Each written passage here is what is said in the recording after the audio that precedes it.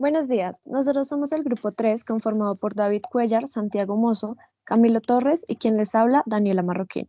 Hoy les vamos a presentar el PIF de Bancolombia.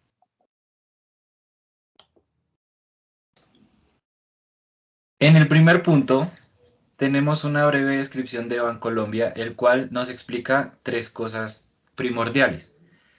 Lo primero es el máximo histórico, que determinamos que estas dos fechas fueron las más altas. El 19 de mayo del 2017 tuvo 1.97 millones y el 31 de enero del 2019 tuvo lo mismo.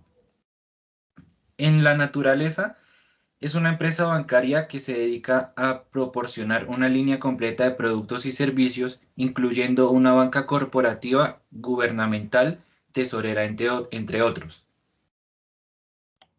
Una característica relevante fue exactamente el 29 de enero de 1875 en Medellín, la fecha en que la casa de don Ramón del Corral sirvió del escenario para el nacimiento del Banco de Colombia. La primera junta tuvo 25 miembros. Servicio, nuevos productos, innovación, expansión, modernización y tecnología hacen parte del lenguaje utilizado por la entidad, que hoy alberga a 10.000 de clientes en una decena de naciones, incluida Colombia. La huella de Bancolombia pasa por su creación, el nacimiento del Banco Institucional Colombiano, que luego retomó el nombre de Bancolombia para llegar a una nueva serie de fusiones y adquisiciones. Cronológicamente, la entidad inició operaciones en 1875 y 5 años después construyó su primer edificio, el cual fue inaugurado 2 años más tarde. En 1945 nació el Banco Industrial Colombiano, institución clave en la historia de Bancolombia. Esta identidad fue pionera en la construcción del futuro a través de una tecnología. Con todo buen líder, el BIC fue la primera entidad en Colombia y Sudamérica en prestar el servicio de tarjeta de crédito, al tiempo que en 1971 fue el primero en abrir 4 oficinas especializadas en comercio internacional.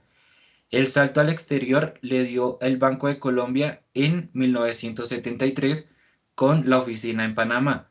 Compró el Banco Agrícola de El Salvador en 2007, luego adquirió el HSBC en Panamá y en el 2013 el 40% del BAN en Guatemala, pionero de tecnología. En 1996, la identidad fue pionera en el sistema financiero colombiano con la apertura de la primera sucursal virtual de personas. Y en 1999 se inauguró la sucursal virtual Empresas, la cual proporcionó el primer sistema de pago por Internet en Colombia. Bueno, ahora les voy a hablar de cómo se realizó el segundo punto, que es cómo sacamos la tabla de frecuencias. Para esto primero tuvimos que pasar los números de la columna G a números. Después de ya tenerlos en números, entonces empezamos a sacar el número de clases, que esto se sacaba, bueno, para aclarar, todo esto se sacó a partir de los ejercicios que realizamos con el profesor, entonces eso nos sirvió de ejemplo. Entonces para sacar la clase, primero teníamos que usar la fórmula redondear más la fórmula de Sturges, que era 1 más 3,32 por logaritmo en base 10. Entre paréntesis, pues contar toda la, la hilera de datos de G. Entre paréntesis, el número de decimales que vamos a usar. Una vez hecho esta fórmula, el número de clases nos dio 11. Después pasamos a realizar el rango, que era con la fórmula de max, que era para sacar el máximo, y menos mínimo, o min, que era para sacar el mínimo. Entre estas dos las restábamos y nos daba un rango. Para sacar el mínimo, pues usamos la fórmula de min con la columna G, y para sacar, sacar el dato máximo, pues acá usamos la fórmula max con la columna G. Para sacar la amplitud, la realizamos a través de la fórmula redondear entre el rango dividido el número de clases más 0,01. Esto nos dio un rango de 0,05. Después nos dedicamos a sacar la cuenta, que pues es creo que lo más fácil, con la función contar, que nos dio 1071. Después pasamos a realizar toda la tabla, que sacamos las 11 clases y empezamos a sacar el límite inferior. Como ya pues habíamos dicho que el límite inferior en el primer dato se sacaba con la fórmula min, y después los demás datos del límite superior se empezaron a sacar a partir de los resultados que daba el límite superior, que era coger la amplitud y sumarla al límite inferior. Bueno, cada dato, digamos el primer dato que daba en límite superior pasaba a ser parte del dato siguiente del límite inferior, y después realizamos la misma operación y así hasta llegar al último dato. Después sacábamos la marca de clase, que esto se realizaba con la función promedio de lo que sería el límite inferior y límite superior de cada hilera, y se realiza hasta pues completar todos los datos. Después pasamos a sacar la fórmula a la frecuencia absoluta, que esta se sacaba con la función frecuencia. Seleccionábamos toda la columna G y punto y coma, y seleccionábamos toda la columna del límite superior, y esto nos daba todos los resultados de la frecuencia absoluta. Después nos pedían que sacáramos la frecuencia relativa, y esta se sacaba a partir de la, de la división entre la frecuencia absoluta y el número de cuenta. Eso con el primer número. Con el segundo dígito se realizaba lo mismo, pero utilizando el segundo dato o el número de clases que vamos a utilizar. O sea, en este caso, la clase número 2, utilizamos la frecuencia absoluta de la clase número 2 y la dividíamos por el número de cuenta. Y así con todas las 11 clases. Después sacamos la frecuencia absoluta acumulada, que esta se sacaba a partir de la fórmula, bueno, de una operación bastante sencilla, que era utilizar la frecuencia absoluta de cada clase y sumarla a la frecuencia absoluta acumulada anterior. O sea, como en el caso de la clase 2, que uno ponía el número de frecuencia absoluta, que era 2 para la clase 2, y lo sumábamos al número anterior de la frecuencia absoluta, que en este caso es 2, y el resultado nos daba 4. Y así con todos los números hasta llegar a la clase 11. Para verificar que estaba bien la frecuencia relativa, al final teníamos que sumar todos los números y que esto nos dieran un 100%. Con eso estábamos seguros que la frecuencia relativa estaba quedando bien, y como tal, la tabla de frecuencia también. Después sacábamos la frecuencia relativa, que esta se sacaba a partir bueno, exactamente se hacía el mismo proceso que en la frecuencia absoluta acumulada, pero en vez de hacerlo con la frecuencia absoluta, se sacaba con la frecuencia relativa. Pero se hace exactamente el mismo procedimiento hasta llegar abajo. Para el punto 3, nos preguntaban en el PDF cuál era la interpretación de los siguientes números. Entonces, esto estaba dividido en 6 puntos, y en la primera nos preguntaban que cuál era la frecuencia absoluta para la clase 6. Y entonces con esto íbamos a la tabla, buscábamos la clase 6 y buscábamos la parte en la que decía frecuencia absoluta.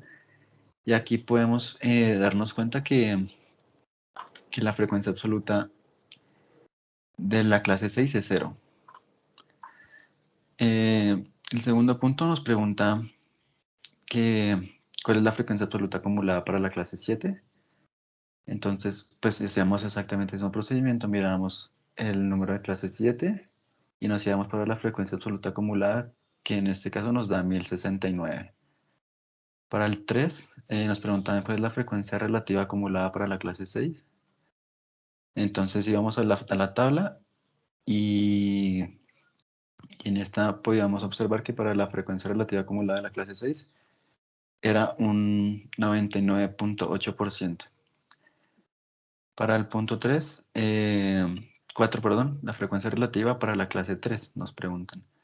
Entonces si vamos a la tabla y miramos cuál era la frecuencia relativa para la clase 3, y en esta vemos que es un 4,01%. Bueno, en el segundo punto también nos pedían que pusiéramos el histograma que se ve ahí a continuación.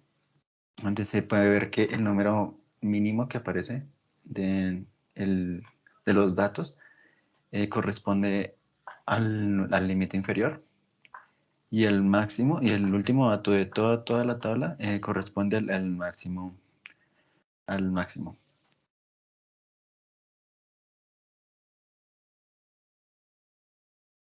Y a continuación les hablamos del cuarto punto. Para hallar la tasa promedio ponderada de la variación del precio de estas acciones, usamos en Excel la fórmula de igual suma producto y entre paréntesis seleccionamos primero toda la columna de la marca de clase y luego la de la frecuencia relativa. Esta fórmula lo que hace es multiplicar cada número de la marca de clase por la frecuencia relativa en cada uno de los grupos, para luego sumar el resultado de estas operaciones. Esta operación nos dio un total de menos 0,02. Este valor lo podemos encontrar ubicado en la clase 3 de la tabla de frecuencias.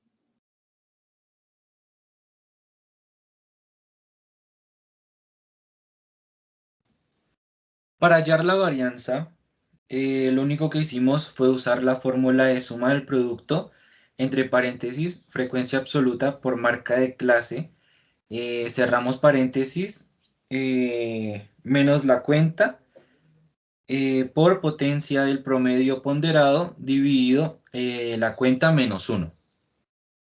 Y eso sería para hallar la varianza. Y para hallar la desviación estándar, lo único que tendríamos que hacer es coger el resultado que nos dio en la varianza y sacarle la raíz cuadrada.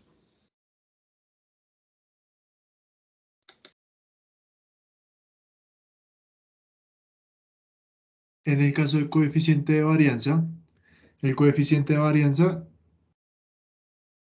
es el utilizado para, para comparar los conjuntos de datos de una población distintas, teniendo diferentes resultados. Entonces, en el coeficiente de varianza solamente es la desviación de estándar, que ya me la habían dado anteriormente, que es 0,021, dividido la media aritmética por 100. El resultado es 1338,77%. Ahora, para el punto 7, tenemos factores a tener en cuenta para invertir. Entonces, la inversión es en Bancolombia. Y en este caso, son dos factores los que tenemos que tener en cuenta.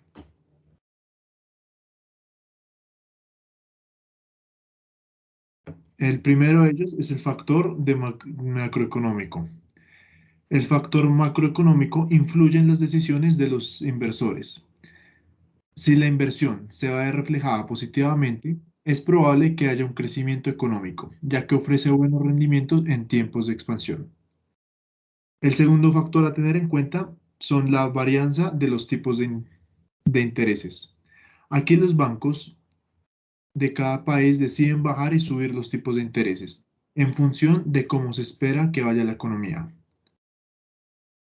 Ya que nosotros estamos pensando en invertir en una acción en banco, sería un factor demasiado importante. Tenemos que mirar cuáles son los intereses del banco y cuáles serían las ganancias que nosotros tendríamos para así saber si es una inversión rentable o no lo es.